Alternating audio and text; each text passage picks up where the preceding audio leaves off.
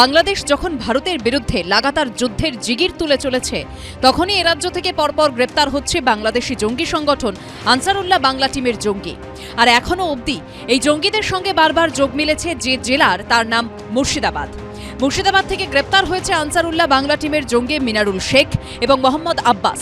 কেরল থেকে ধৃত জঙ্গি সাদ রাডিও 10 বছর ধরে মুর্শিদাবাদে ঘাঁটি গেড়েছিল। ক্যান্সারে নেই আর ভয়, NCRI এ হবে এর জয়। আপনাদের ভরসা নেতাজি সুভাষচন্দ্র বোস ক্যান্সার হসপিটাল। আর অসম থেকে গ্রেপ্তার হওয়া জঙ্গি নূর ইসলাম মণ্ডল মুর্শিদাবাদে এসেছিল গোপন বৈঠক করতে। এই তথ্যই গোয়েন্দাদের ভাবাচ্ছে বারবার মুর্শিদাবাদ কেন, ধৃত জঙ্গিদের এতজনের সঙ্গে মুর্শিদাবাদের যোগ কেন।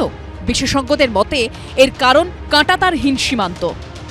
দেশের বিভিন্ন প্রান্তে জঙ্গি সন্দেহ একের পর এক গ্রেপ্তারি হচ্ছে। পামনাবাদ বর্ডার মুর্শিদাবাদে, সেটা কিন্তু বিস্তীর্ণ যে এলাকা রয়েছে সেই এলাকা কাঁটাতার নেই। এখানকার বাসিন্দারা যে কথাটি বলছে সেটা হচ্ছে যে এক হচ্ছে শীতের সময় ঘন কুয়াশা থাকে, তার ফলে এখানে যেহেতু কাঁটাতার নেই, সেক্ষেত্রে কিন্তু অনুপ্রবেশ এবং জঙ্গি অনুপ্রবেশের ক্ষেত্রেও অনেকটা সুবিধা হয়ে উঠছে এই সমস্ত জায়গাগুলো। ফেন্সিং তো করা উচিত, যেখানে বর্ডার না যাতে আমার ইমিডিয়েটলি এটা যাতে না হতে পারে যে আমি যেন ড্রয়িং রুমে ঢুকে পড়লাম, তা তো নয়।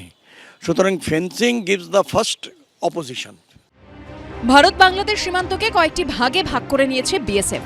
এর মধ্যে পশ্চিমবঙ্গে রয়েছে উত্তরবঙ্গ ফ্রন্টিয়ার, দক্ষিণবঙ্গ ফ্রন্টিয়ার এবং গুয়াহাটি ফ্রন্টিয়ার। মুর্শিদাবাদ পরে দক্ষিণবঙ্গ ফ্রন্টিয়ারের মধ্যে। প্রশাসন সূত্রে খবর, মুর্শিদাবাদ জেলায় ভারত বাংলাদেশের প্রায় 96 কিলোমিটার আন্তর্জাতিক সীমান্ত রয়েছে, যার অধিকাংশ জায়গাতেই কোনো কাঁটা তারের বেড়া নেই। মুর্শিদাবাদের জলঙ্গি, রানীনগর 2 নম্বর ব্লক, ভগবানগোলার বিস্তীর্ণ এলাকায় চারিদিকে ধু ধু করছে মাঠ, চলছে চাষাবাদ। এটা হলো ভারত বাংলাদেশ সীমান্তের বামনাবাদ বর্ডার। অনায়াসেই চলে যাওয়া গেল সীমান্তের একেবারে কাছে, ওপারে বাংলাদেশের রাজশাহী জেলা। বাংলাদেশ থেকে আজ দিন 20 থেকে খুব কড়াকড়ি। বাংলাদেশের যেভাবে মানুষ ইন্ডিয়াতে ঢোকার চেষ্টা করছে, তাতে বিএসএফ এর এখন কড়া নজর। কাঁটাতার আপাতত নেই।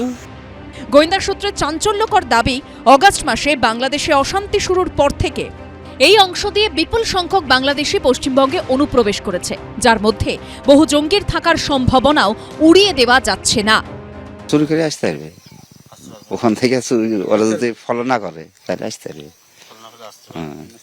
কারণ কি, যেহেতু কাঁটাতার নাই, কোনো বেড়া নাই। লালগোলার খান্দুয়ায় 2 দেশকে ভাগ করেছে পদ্মার এই শাখা নদী। স্বাভাবিকভাবেই কাঁটাতার নেই এখানেও, তবে কড়া নজরদারি জারি রেখেছে বিএসএফ। গ্রামে গ্রামে গিয়ে চলছে জনসংযোগ। পদ্মার জল ভাগ করেছে দুটি দেশকে, ভারতের প্রান্ত এবং বাংলাদেশের প্রান্ত। যে জায়গায় দাঁড়িয়ে রয়েছি এটি হচ্ছে মুর্শিদাবাদের লালগোলার এলাকা, এবং লালগোলার যে প্রান্তে দাঁড়িয়ে রয়েছে এটা খান্দুয়া, এবং ঠিক অপর যে প্রান্ত সেটা হচ্ছে বাংলাদেশের চাপাই নবাবগঞ্জ, ব্রাহ্মণপাড়া, এই সমস্ত জায়গা। এবং এই যে প্রান্ত রয়েছে, যে সমস্ত জায়গা একেবারে স্পর্শকাতর হয়ে উঠেছে অনুপ্রবেশকারীদের জন্য, সেটা কিন্তু এটা একটা অন্যতম একটি জায়গা। বলেছিল বলতে সতর্ক হতে বলেছিল, যে আপনার আশেপাশের যাতে মানুষজন, যদি কোনো বাইরের মানুষ আসে অবশ্যই জানাতে, এবং থানাতে জানাতে, বা এইসব বিষয়গুলো নিয়ে আলোচনা করেছিল। কিন্তু অনুপ্রবেশের সমস্যা তো আজকের নয়, তাহলে সীমান্তে কাঁটাতার নেই কেন? 90% কাঁটাতারের বেড়া হয়ে গেছে, 10-12% কাঁটাতারের বেড়া বাকি আছে জলপথ ছাড়া। সেই কাঁটাতারের বেড়ার কাজ আটকে আছে শুধুমাত্র জমি বিবাদের কারণে। অতএব রাজ্য সরকার যদি এই ব্যাপারে যদি মত দেয়, রাজ্য সরকার হস্তক্ষেপ করে, জমি সমস্যা মেটায়, বাকি জায়গাতেও 100% কাঁটাতারের বেড়া হয়ে যেতে পারে। জমি দিচ্ছে না বলে কেন্দ্র আইন পাস করে সীমান্ত থেকে শুরু করে আগের 15 কিলোমিটারের বদলে 50 কিলোমিটার বিএসএফ এর দায়িত্বে আনার সময় তাদের অসুবিধা হলো না। তখন কিন্তু শোনা গেল না যে রাজ্য সরকার জমি দিচ্ছে না, রাজ্য সরকার অমুক করছে।